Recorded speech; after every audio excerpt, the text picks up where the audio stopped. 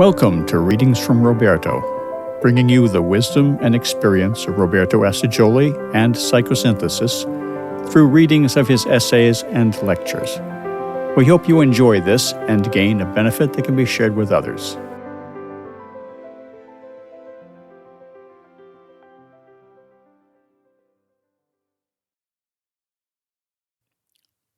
What is psychosynthesis? Some basic principles of theory and practice. Introduction: a synthesis of many traditions. Psychosynthesis, as developed by contemporary Italian psychiatrist Dr. Roberto Assagioli, is a psychological and educational approach to the development of the whole person. It can be used in psychotherapy or personal growth for healthy people who wish to develop their potentials more fully. With roots in East and West, Europe and North America, it is a true synthesis, as the name suggests, of many traditions. While many Eastern approaches have tended to emphasize the spiritual side of being, neglecting the personality level, and most Western approaches have focused on the personality side of being, giving insufficient attention to the spiritual dimensions, psychosynthesis has sought to consider the whole individual as a whole, and to give each level its due importance.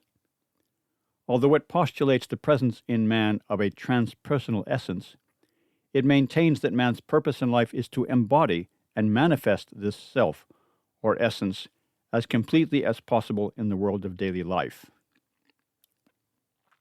This paper is a lecture by Dr. Assagioli, which was given at the Futurology Biennial in Graz, Switzerland. Its original title in Italian was Che cosa è psicosintesi? It's translated and read by Jan Cunningham. What is psychosynthesis? Some basic principles of theory and practice. The superconscious. The concept of the higher unconscious or superconscious is one of the key points of psychosynthesis. Like classical psychoanalysis, psychosynthesis recognizes the existence of a primitive or lower unconscious, the origin of our atavistic and biological impulses. But it also postulates the existence of a superconscious, an autonomous region from which the more evolved human impulses originate, the altruistic forms of love and will, humanitarian action, artistic and scientific inspiration, philosophical and religious enlightenments, and the need for purpose and meaning in life. The lower unconscious could be seen as that which represents the past of the individual and the species, while the higher unconscious, with an invitation to become, points to future possibilities. It manifests what Jung called the prospective or forward-looking aspect of the unconscious. Psychosynthesis argues that man suffers not only from the repression of his basic biological impulses, as Freud pointed out, but that he is similarly handicapped by the repression of the sublime, by not living up to his highest possibilities. Psychosynthesis is therefore concerned not only with the integration of the contents of the lower unconscious, but also with the unlocking and actualization of contents that are superconscious, or above our ordinary level of awareness.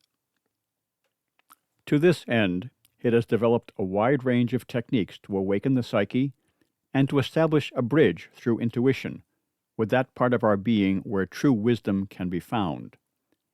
This region is accessible to the seeker to varying degrees and can provide a great source of energy, inspiration, and direction. The self.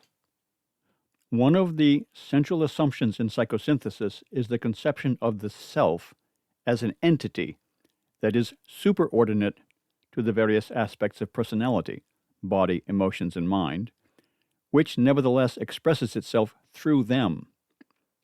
As in Jungian analytic psychology, the self is seen as an active center within the person through which integration takes place.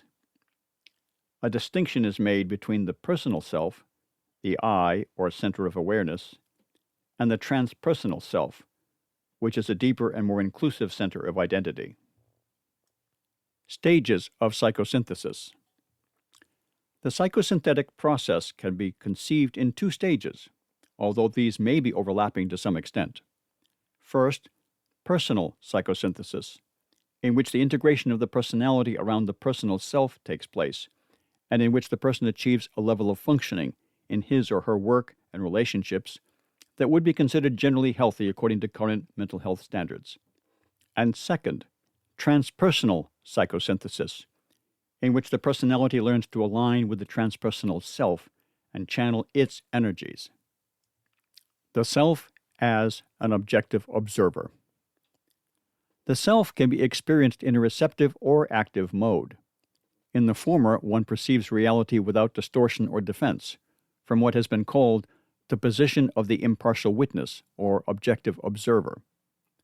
To the extent that one is able to place oneself at this vantage point, the ego's claims and its tendency toward self-justification stop getting in the way of clear vision.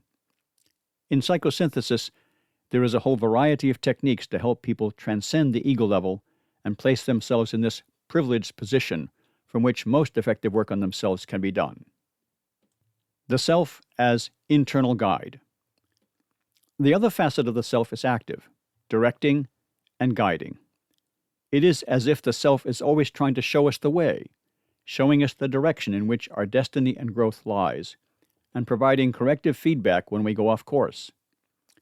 People who have experienced this aspect of the self often speak of the inner voice, or inner guidance. Many of the techniques in psychosynthesis are intended to help people get in touch with their inner guidance and learn how to experience it. In this way, a person frees himself from blind reaction to the expectations of others and to his own lower impulses, and learns to choose a path in accordance with what is best in him.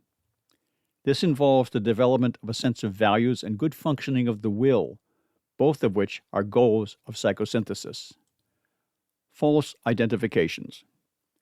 One of the greatest difficulties in acting from the center is the large number of false identifications that we develop with partial aspects of ourselves. Thus, we may identify with a momentary feeling such as fear, anger, or depression, and lose our control and perspective. Or we may be identified with one of our subpersonalities, those semi-autonomous and often contradictory aspects of ourselves that follow a predictable programmed routine in response to a given order of circumstances. Much of the work in psychosynthesis aims to help people become aware of their subpersonalities so that they are no longer supinely controlled by them, but can learn to bring them progressively under the direct control of the self. The freedom to choose what we want to be comes largely from 1. Disidentification from everything other than the essential self, and 2. Self-identification in the self. That is, experiencing our identity in the deepest center of our being. Many of the techniques in psychosynthesis work with this pair of principles. Methods used in psychosynthesis. There is a wide variety of methods used in psychosynthesis to address the different needs that arise in different situations and for different people. Each of them is treated on an individual basis, and efforts are made to find the methods that are best suited to a person's specific existential situation, psychological type, and developmental needs. If there are undeveloped psychological functions, a program is devised to help the person develop them in a way that is harmonious and balanced in relation to other psychological functions or other aspects of the personality. In addition to the traditional Jungian functions of thinking, feeling, sensation, and intuition, psychosynthesis also includes the will and imagination and teaches active methods to develop all of them. The methods currently used in psychosynthesis practice draw from many traditions. On the one hand, there are methods drawn from depth psychology, and analysis of psychic structure is considered a first step in the process of psychosynthesis, which is then followed by and mixed with various aspects of synthesis or putting things together. The methods of dream work and free association are used when appropriate, such as in the Jungian technique of active imagination or semi-guided fantasies. The latter technique is part of a large body of methods using mental imagery that generally play an important role in psychosynthetic process, although there are people who have difficulty imagining and who must use other channels to reach these contents. Mental imagery methods provide very rapid and powerful access to the contents of the unconscious that the person is ready to process, and can be used in both the analytic and synthetic phases. There are a number of other techniques that are also used to reach unconscious contents and process them. These include free movement and drawing, psychodrama methods, and body awareness techniques similar to those used in Gestalt therapy.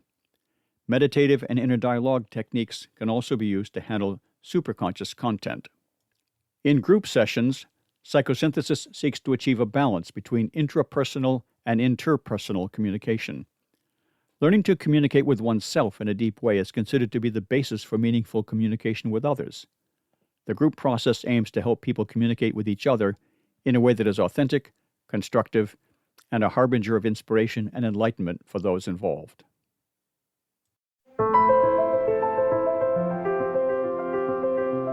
Thank you for listening to Readings from Roberto, and we hope you will tune in to our next reading.